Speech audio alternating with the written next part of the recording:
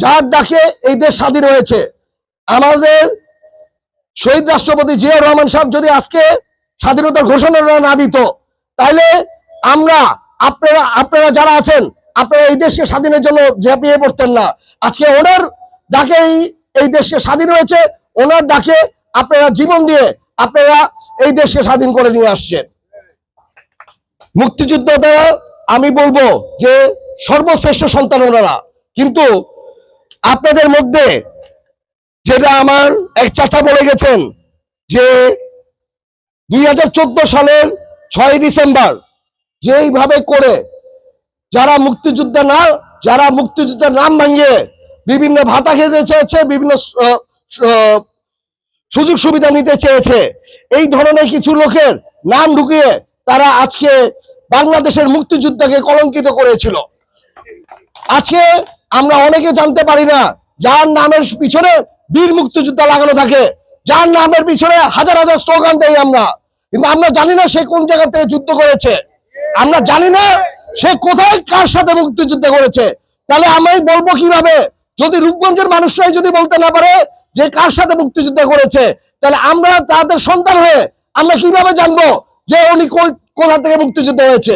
আমি বলবো এসব ধান্দাবাজি ছেড়ে নর্মাল মানুষের মতো আসেন, এবার শ্রদ্ধার সাথে আপনারা জীবন যাপন করেন। কারণ ইলেকট্রা রেফ্রিজারেটর, খাবার তাজা তো জীবন তাজা। ইলেকট্রা, ফ্রিজের রাজা। এই বীর মুক্তিযোদ্ধা লাগিয়ে মানুষকে মুক্তিযোদ্ধাকে কলঙ্কিত করবেন না। আপনাদের মাঝখানে কিছু আওয়ামী লীগের দালাল ঢুকেছে, যারা মুক্তিযোদ্ধা না এরকম কিছু লোক ঢুকে 16টা দোকান দখল করে আপনাদের নামকে খারাপ করছে। আমি কথা দিয়ে যাই, যদি এরকম কোনো কিছু হয়ে থাকে, আমি আজকে থেকে চেষ্টা করব যাতে আপনাদের যেটা বরাদ্দ করা জিনিস আছে, আমি চেষ্টা করব যাতে আপনারা এটা পান। এমন না যে এটা দিয়ে আপনাদের সংসার চালানো লাগবে, কিন্তু এটা আপনাদের গর্বের জিনিস, আপনাদের গর্ব যাতে আপনাদের হাতে থাকে, এর জন্য ইনশাল্লাহ আমি চেষ্টা করে ছাড়বো।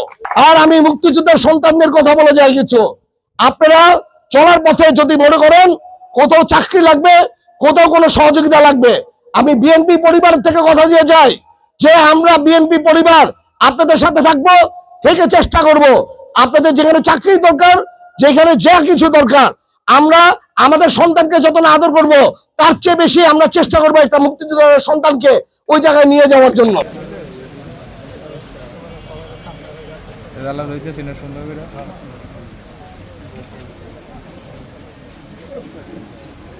তো জমা দেন নাই না?